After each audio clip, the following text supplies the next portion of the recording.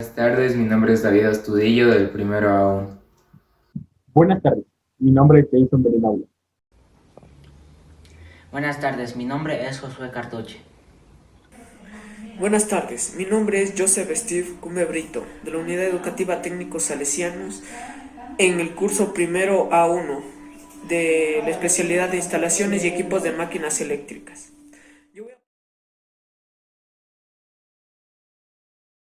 Caída libre. La caída libre es aquel movimiento donde los cuerpos experimentan que se mueven de forma perpendicular a la superficie y está únicamente sometida a la acción de gravedad.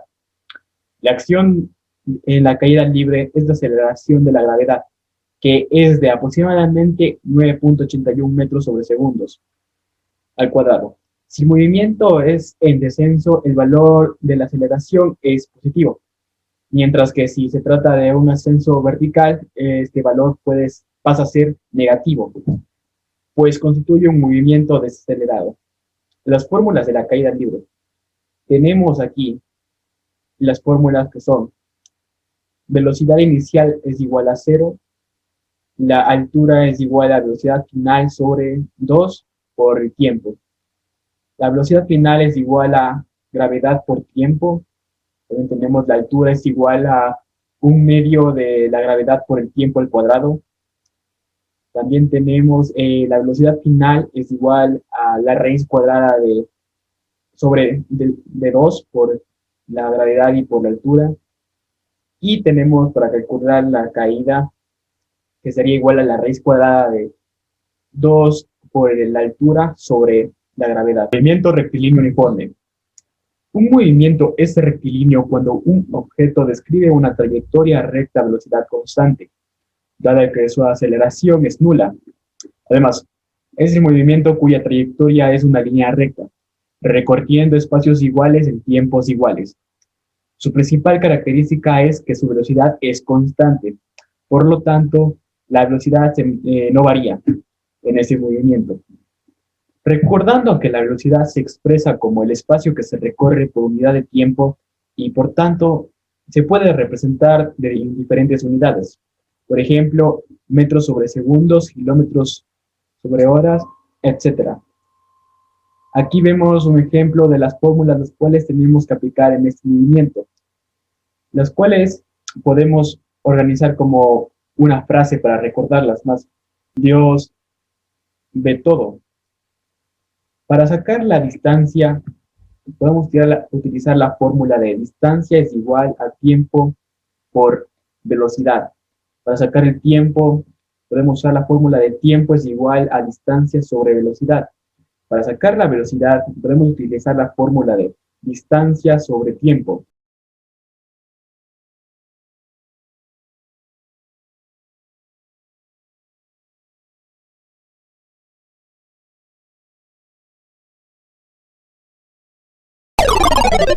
Realizamos un experimento sobre la caída libre.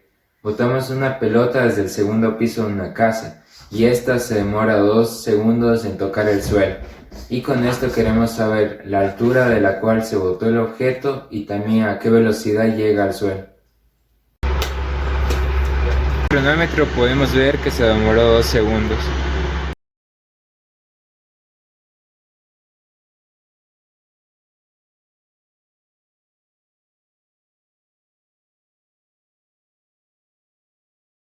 Eléctricas. Yo voy a presentar el movimiento rectilíneo uniforme, que se puede expresar en las siglas MRU. Vamos a simular el movimiento rectilíneo uniforme, simulando que un competidor de atletismo recorre una pista de 98 metros en un minuto. Y con los datos obtenidos vamos a hallar la velocidad. A continuación vamos a presentar las conclusiones sobre los experimentos realizados anteriormente. Como el primer experimento tenemos sobre la caída libre. Primero, debemos saber que la caída libre es aquel movimiento donde los cuerpos experimentan que se mueven perpendicularmente hacia la superficie. Y aquí lo que entra en juego es únicamente la gravedad. Y para resolver el primer ejercicio tenemos los siguientes datos sobre el experimento. El tiempo, que dura en caer el objeto desde donde lo lanzaron hasta la superficie. Es el tiempo de 2 segundos. Y la gravedad que todos conocemos es 9,81 metros sobre segundos al cuadrado. Entonces, también nos deja dos incógnitas, que es la velocidad final y la altura. Primero vamos a calcular la velocidad final.